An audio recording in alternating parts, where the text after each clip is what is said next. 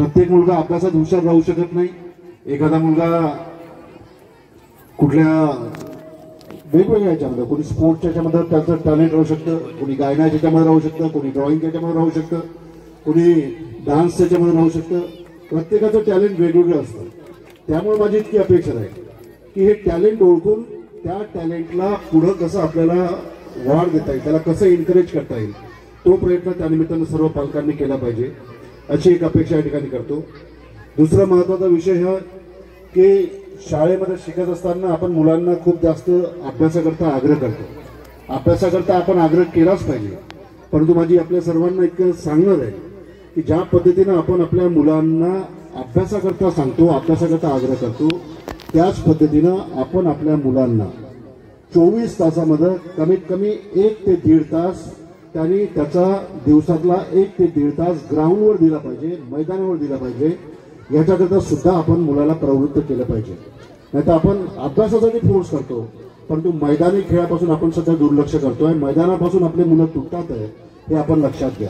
24 तासातला 1 ते 1.5 तास तरी कमीत कमी तुमच्या मुलांनी किंवा मुलींनी हा ग्राउंडवर दिला पाहिजे अशी अपेक्षा माझी राहील।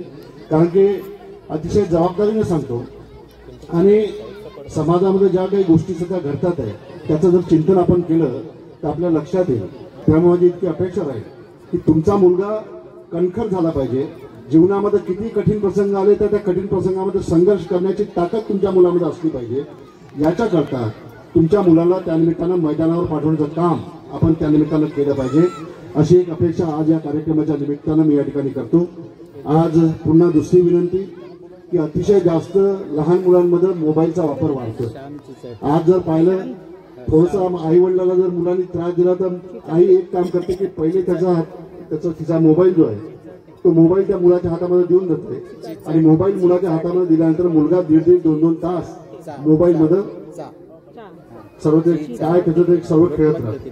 परंतु मला या निमित्तानं सांगायचं वाटतं आपल्याला की अति जास्त मोबाईलच्या वापरामुळं लहान पोरं मानसिक रुग्ण होतात आपण लक्षात घ्या।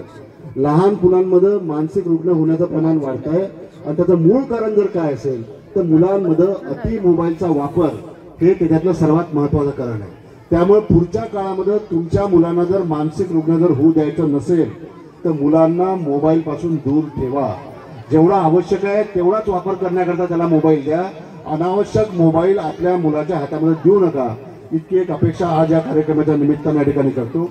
आणि पुन्हा फार जास्त वेळ या ठिकाणी न घेता जे सर्व विद्यार्थी या ठिकाणी परफॉर्म करणार आहेत, कोणी चांगला परफॉर्म करेल, कोणाला नाही जमणार, परंतु मला आपल्या सर्वांना विनंती करायची वाटते की ज्यांनी चांगलं केलं त्याच्याकरता प्रचंड टाळ्यांचा कडकडाट करा आणि जो काही चांगलं करू शकला नाही किंवा इथं आल्यानंतर कदाचित होऊ शकेल तर तो घाबरून जाईल, काहीच करणार नाही, तरी सुद्धा त्याचं मनोधैर्य खचता कामा नये। याच्याकरता त्यालाही चांगलं प्रोत्साहन आपण त्या निमित्तानं द्या इतकी एक अपेक्षा या ठिकाणी करतो। बरेचदा असं होतं की आपल्या मुलाचा कार्यक्रम झाल्यानंतर आपल्या मुलाला घेऊन आई निघून जाते, त्यामुळे असं करू नका।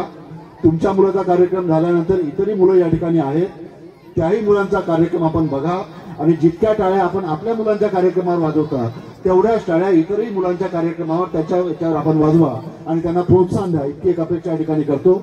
आज या ठिकाणी रस्त्याच्या संदर्भामध्ये आणि ओपन जिमच्या संदर्भामध्ये या ठिकाणी संस्थेने मागणी केली आहे। थोडं एक यावर्षीचा किती निधी बाकी आहे ते थोडं एकदा मी चेक करून घेतो। मानकर सर आर्वीलाच असतात, ओंकार सरही आहेत, तुम्ही थोडं संपर्कात राहा आणि निश्चित विद्यार्थ्यांच्या दृष्टीने जे काही चांगलं करता येईल ते पूर्ण प्रयत्न हे माझ्याकडनं निश्चित राहील हा विश्वास मी या ठिकाणी आपल्याला देतो। आणि काही दिवसामध्ये आपण संपर्कात राहिले तर याच्या संदर्भात काय आपल्याला करता येईल मी आपल्यासोबतच त्यानिमित्ताने चर्चा करेल। पुन्हा आपल्या सर्वांचं मनापासून या ठिकाणी आभार मानतो आणि मातोश्री कॉन्व्हेंट 3 मुलांपासून सुरुवात झालेलं हे कॉन्व्हेंट आज जवळपास 300 मुलांची स्ट्रेंथ या कॉन्व्हेंटमध्ये आहे। या प्रगतीमध्ये ज्या सर्वांचा हातभार लागला आहे, ओंकार सर असेल, मानकर सर असेल, इथले सर्व टीचर्स असतील, इथला क्लास 4 असेल, सर्व स्टाफ असेल, सर्वांचं मनापासून या ठिकाणी हार्दिक अभिनंदन करतो। आणि आपल्या शाळेतून एक उच्च शिक्षित मुलगा जरी आपण तयार नाही करू शकलो तरी एक सुसंस्कृत असा व्यक्ती आपल्या शाळेतून निर्माण झाला पाहिजे अशी एक अपेक्षा आजच्या या कार्यक्रमाच्या निमित्तानं करतो। सर्वांचा मनापासून या ठिकाणी आभार मानतो आणि आजच्या प्रसंगीच्या माझ्या 2 शब्दांना विराम देतो। धन्यवाद।